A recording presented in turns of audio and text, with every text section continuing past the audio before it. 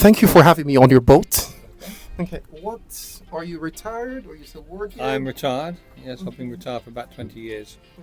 What did you do before retirement? I own various businesses. My last business was a holiday park in Devon, yeah, which I sold when I was 53. I'm just coming up to 72 now, so yeah. You're in your 50s, man. Yeah, right. Yeah, I wish. So are you a millionaire, billionaire? What do you consider yourself to be? I consider myself comfortably off, but I'm not in a millionaire, billionaire bracket. No, by no means.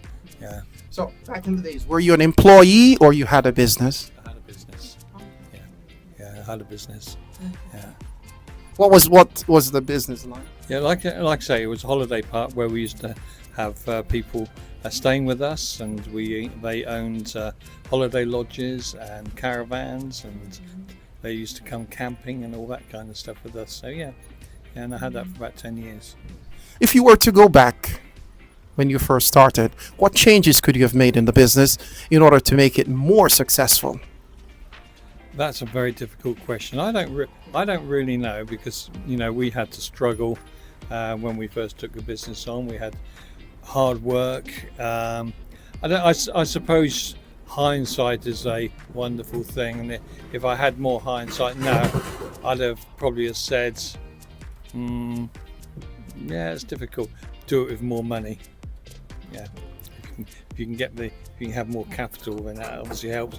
When you're scrimping and scraping, it makes life pretty difficult. Yeah.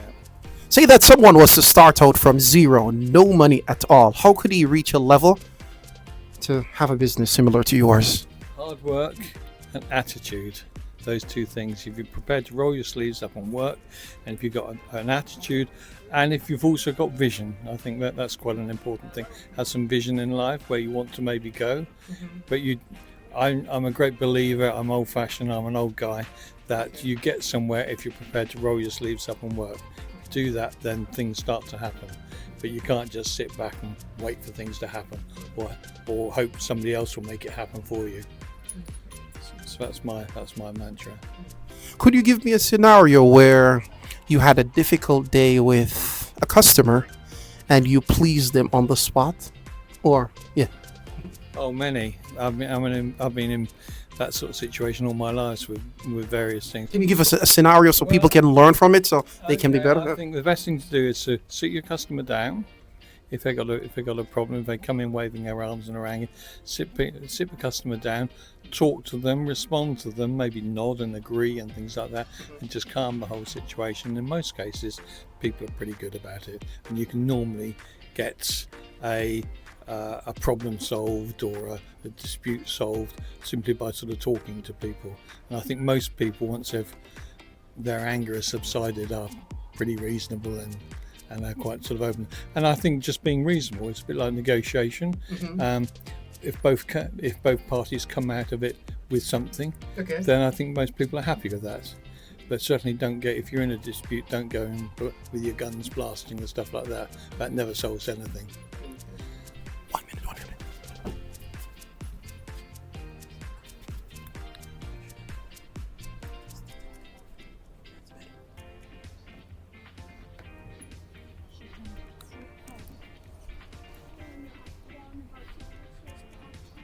Normally retain a customer? Normally retain a customer by treating them fairly, not ripping people off, coming back to the negotiation thing, making people feel they're getting a reasonable deal, and maybe looking after people, being friendly to people, being face to face with people. And if they've got a problem, sorting that problem out rather than just pushing it under the carpet or blaming somebody else or blaming the weather or, blaming the economic mess the country's in or whatever. Yeah, just kind of solve it. I think, again, it's a bit like disputes. You talk to people, then they're normally pretty reasonable and they will respond to most things. Are you an introvert or an extrovert? Introvert. Why? Or so why? Well, I suppose I've been on the sort of on the borders of being shy most of my life. It doesn't always come across, but I think I've always been a person who's maybe outwardly I've been confident, but inwardly I've always had sort of nagging sort of doubts about myself.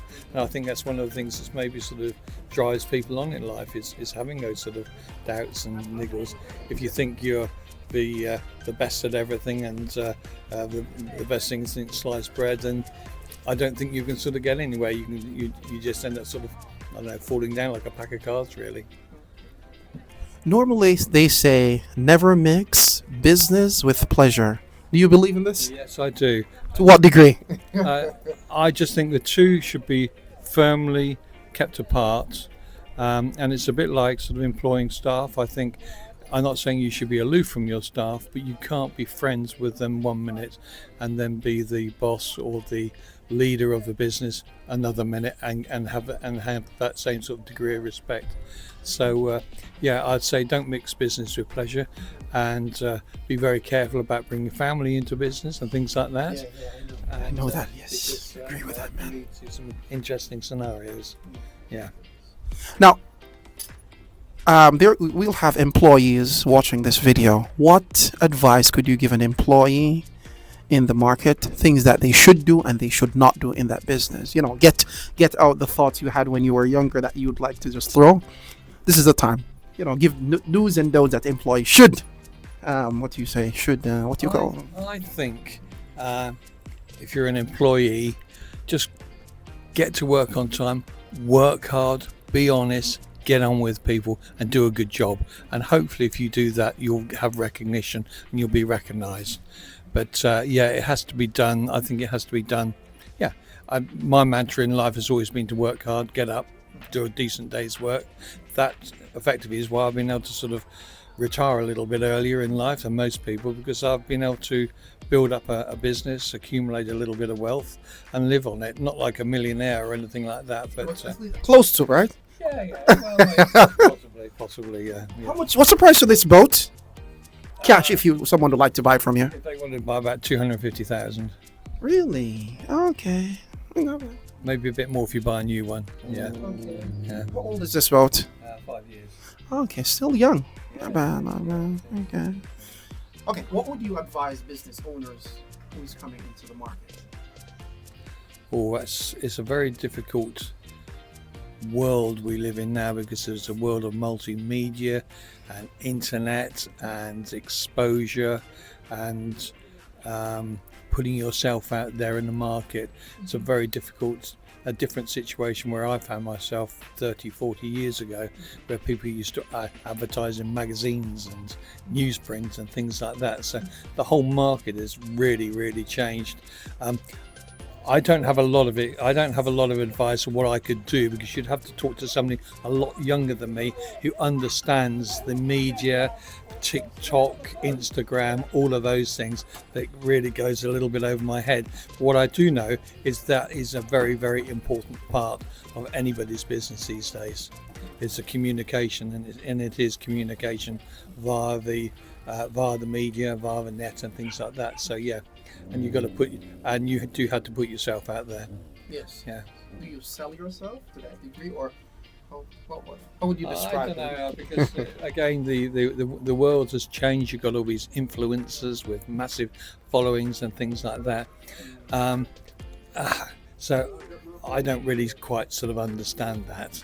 I'm a little bit sort of old school on that. But what I would say again is if you want to put yourself out there in front of people, just be yourself, be an honest person, be a good person. And I think people will recognise that.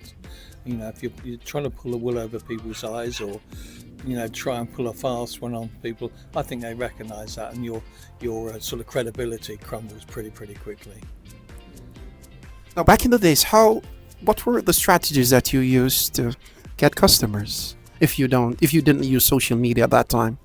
Well, I've always found throughout my life that customers warm to people. So if you, for instance, walk into a car showroom and the salesman comes up to you, he's a friendly guy, he's warm, doesn't try and sort of jump on you or sell you something immediately, kind of sells himself. It's a soft sell thing. I think that works well. Friendliness, personality, I think those are the things which draw people. People like to buy from people they like. If somebody comes up and really annoys them, and tries to hit them over the head with this, that, sign here, get your credit card out. That scares people away. But if you can gain people's trust, I think that's a big sort of leap forward.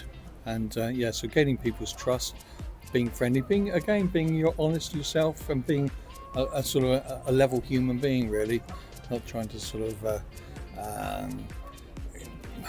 lord it over people.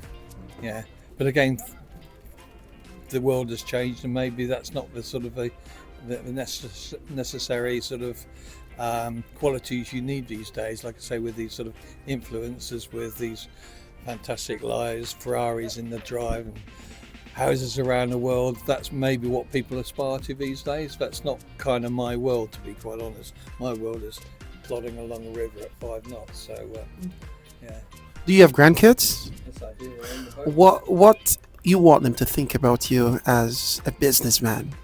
When you, I don't really know, because I'm their grandfather. well, what you reckon they will say? Minnie?